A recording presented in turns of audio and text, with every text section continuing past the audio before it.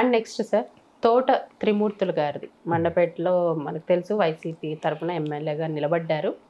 ఆయనకి శిరోముండనం దానికి సంబంధించి కేసు నడుస్తుంటే ఇప్పుడు శిక్ష పడిందని కూడా వింటున్నాం. సో అలాంటి శిక్ష పడిన వాళ్ళు ఇప్పుడు రాజకీయాల్లో ఉండి ఎలక్షన్స్కి నిలబడే అర్హత ఉండదని విన్నాము. If I'm wrong please correct me. So ఇలా నిలబడొచ్చా? ఇలాంటి వాళ్ళని వైసీపీ పార్టీ ఎందుకని ఎంకరేజ్ చేస్తోంది? కేసులు లేని వాళ్ళు ఎవరు లేరు, ఇంక్లూడింగ్ మోడీ అండ్ అమిత్ షా. ఎప్పుడో శ్రీవష్ణు కాదని చెప్తున్నాం కదా, సినిమా ఫీల్డ్లోనూ పాలిటిక్స్లో 90% పీపుల్ ఆర్ హ్యావింగ్ కేసెస్. దాన్ని ఏదో విధంగా నిజంగా ఏ మాత్రం ఒక కేసు ఉన్న పాలిటిక్స్లో నిలబడకూడదు అంటే ఎవడో నిలబడలేరు. అదే తోట త్రిమూర్తి నాకు బాగా ఫ్రెండ్, డిస్టెంట్ రిలేషన్ కూడా.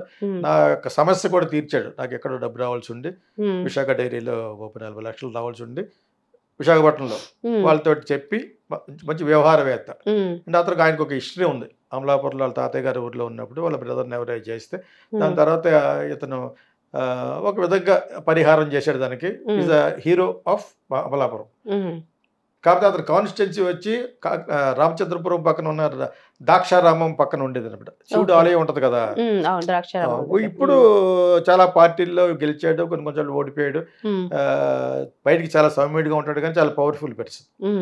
ఓకే, మేము అంతా ఎట్లా 3-4 months బ్యాకే కడియపలంకలో కలుసుకున్నాం, ఒక పరామర్శకి వెళ్ళి మేము ఇద్దరం. సో నైస్ పర్సన్ యాక్చువల్గాను, పెద్ద ఎక్కువ మాట్లాడేసి ఆ టైప్ కాదు, బట్ వెరీ పవర్ఫుల్ పర్సన్ కాపుల్లో. అతనికి మండపేట సీట్ ఇచ్చారు. అక్కడ వేజిల్లో ఉంటారా వాళ్ళకి అమ్మాసే అది కాపు, అలాగే ఇస్తారు కదా, అలాగే ఇచ్చారు. అది జగన్ యొక్క స్ట్రాటజీ ప్రకారంగా అక్కడ నిలబడితే పక్కన అన్నీ వీళ్ళ ఊరు కూడా రామచంద్రపురం పక్కనే.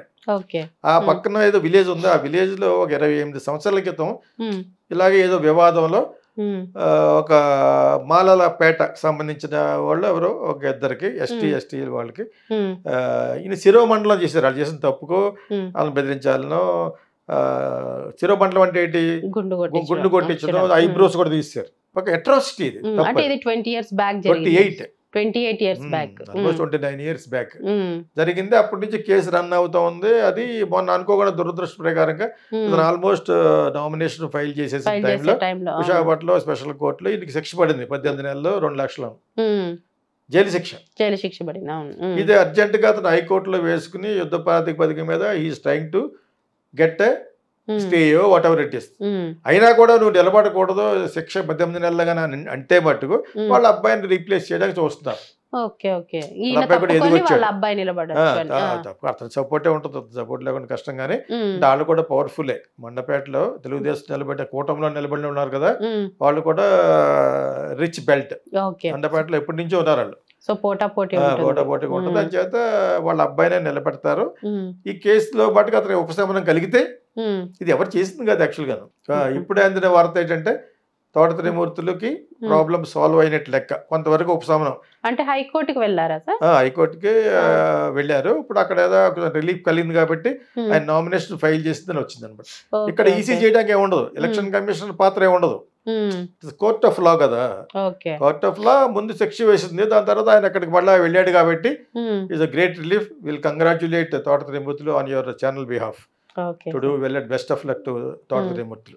సో ఇప్పుడు ఇంకా గట్టిగా నడుస్తుందేమో పోటీ, ఎందుకంటే లాస్ట్ 5 days బ్యాక్ శిక్ష పడింది అనగానే బిగ్ షాక్ వైసీపీ కానీ మనం విన్నాం. అతను చాలా నిశ్చలంగా ఉన్నాడు.